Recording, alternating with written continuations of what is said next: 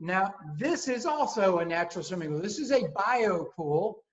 And if you didn't know and you walked up on this pool, this classic shape, the rectilinear design, it looked like a regular swimming pool. But you'll notice here in the corner, this is the biofilm filter I was describing earlier. It sits off to the side. It doesn't take up nearly the footprint of the natural wetlands environment in a bio swim pond, but it does a wonderful job. In fact, the thing that differentiates the bio pool from the swim pond, other than no plants, is that it's mimicking the ecology of a stream. Faster moving water. In a stream, if you were to walk across a stream or waded in a stream and slipped on a rock, what you slipped on was the biofilm growing on the rock. In a river or stream that's actively moving, you won't notice a lot of plants in the moving water because they can't find the space or can't find an area that protects them from the water current and being washed away. You'll find them in eddies and backwaters and on the sides, but in the main current of the stream, the biological filtration is predominantly being done by biofilm. So that's what we're employing here with a biofilm filter. It is faster moving water, and because it is faster moving water, we typically notice that the water clarity and the tint is usually less in a bio pool than it would be in a bio swim pond. Now, this is another rendering installation of a bio pool.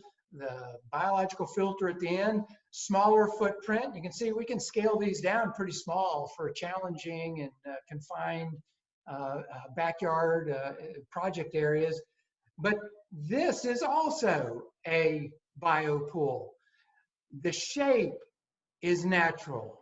The stone is natural. We even engineered and put a water feature, waterfall, to look like, oh, a cascading waterfall into the pool. That looks, and it is, but it's all done with hydraulics and plumbing. And when we can understand and identify the aesthetic that you're after, whether it's freeform or rectilinear, do you want a water feature like a waterfall? And I'd highly encourage it. Just the sound of water in these environments creates another dimension to the environment. But you'll notice the way this is planted, the overgrowth softens the edge and provides a wonderful natural environment.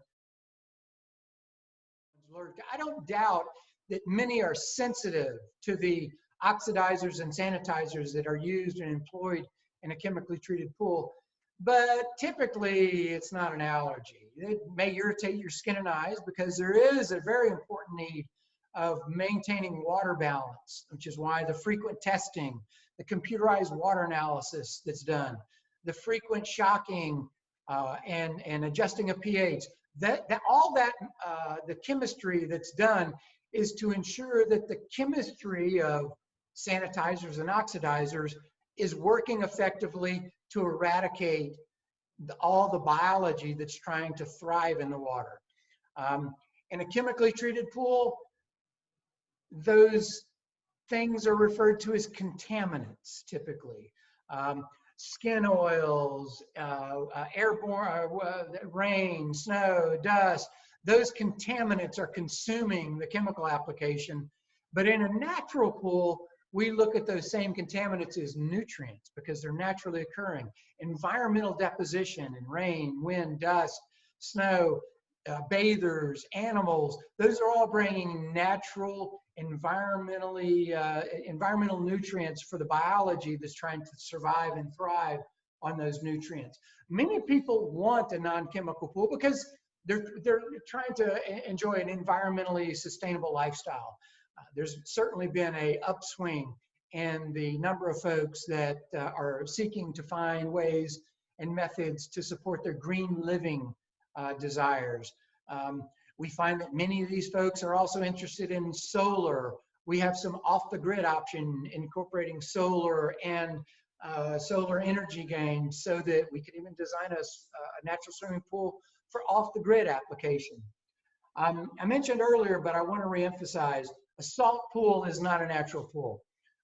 It is a chemical pool. The salt is simply converted to chlorine, so it's a chlorinated pool. Some different chemical challenges in that, but still, it is a chemical pool. These are not treated with ozone. Neither are they treated with any type of biocide like zinc or copper or silver. Those all are harmful biocides to the biology that we're trying to nurture in the pool. So all of these things, and many of you may be a part of the groups that are looking for ways and methods to be environmentally responsible: electric cars, green roofs, upcycling, recycling, composting, using an alternative energy source. All these methods, all these ideals are certainly bolstering an audience of folks that are looking to apply their natural, sustainable lifestyle choices to their swimming pool. And that's simply what we're doing. Now, we haven't really invented anything. I say we, the audience of natural swimming pool builders, we haven't invented anything. We just recognized what nature requires in order to be sustained and optimize the opportunity for those natural processes to occur. This first swim pond that was built back in 1983 by Werner Gamrath in Austria actually doesn't even incorporate any pumps. It is constructed according to limnology principles. If you want to Google that or go into Wikipedia and search limnology, it is the study of the geology, science, chemistry, and biology of inland freshwater environments. And in that case, Werner just created a pond, created the size, the vegetation, and it's still in use today. The participants that are involved in this biological filtration, the microbiological community that's used, are divided into 3 different sets of responsibilities. And frankly, that's true of many of the food cycle, life cycles that you see in a food chain.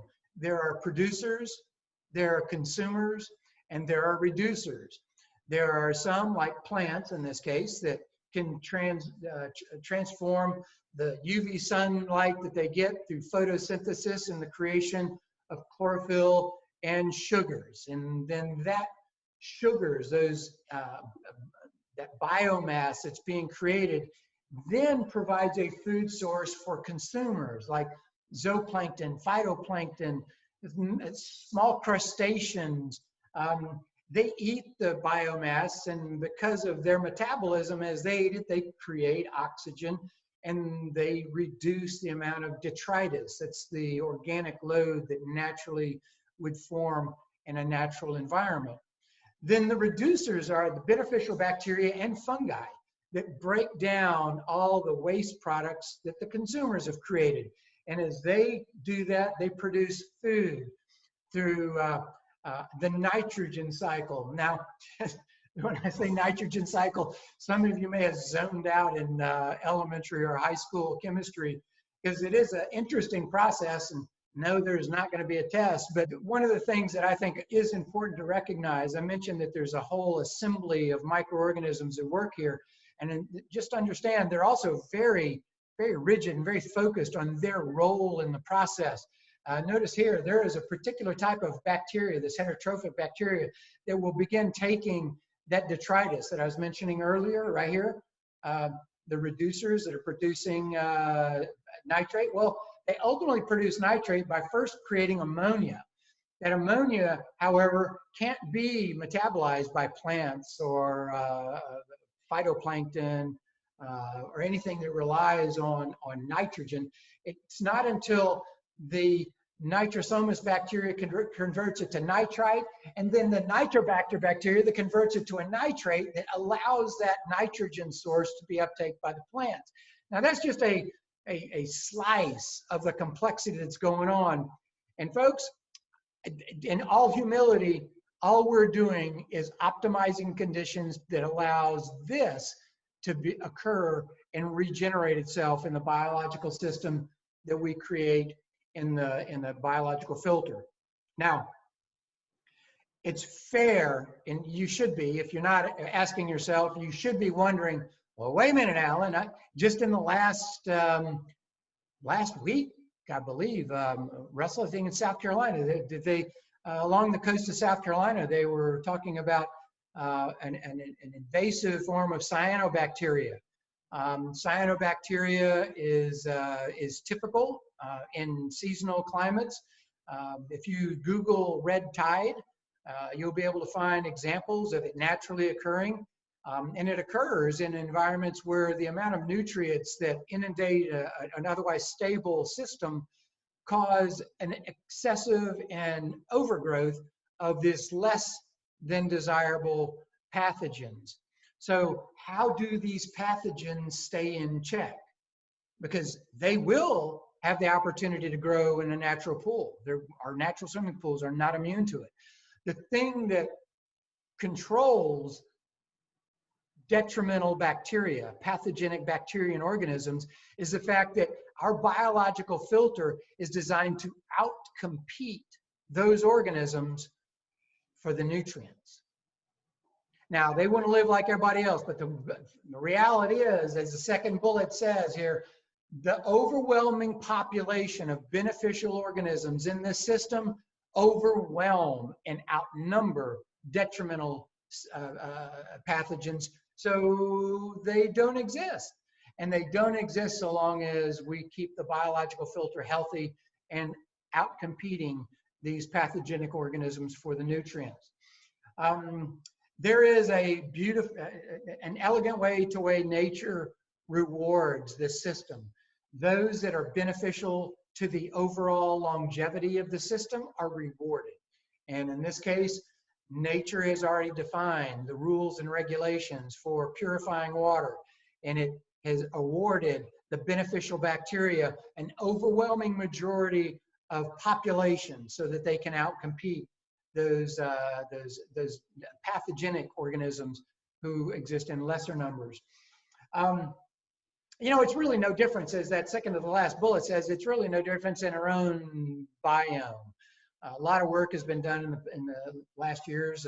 We've seen all of these yogurt commercials and how to influence and encourage the probiotics in your own gut. Well, it's known. I mean, the numbers are kind of startling. In fact, if we were to take a population census of all of the living organisms in our body, our human cells would be outnumbered by the bacteria that's in our body by 9 to 1. That's just a population count, not a mass count. It's a population count. But we know that when we become ill, it's usually because we haven't been getting good exercise. We're not eating a proper diet. We're not getting enough sleep. Our life is too stressful. Amen.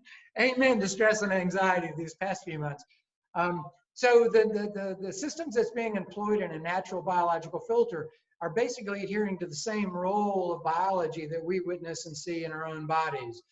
We keep it healthy, and our immune system is stronger. As our immune system is stronger, it fights off and wards off any type of supposed attack by a pathogen that may otherwise be wanting to make us ill.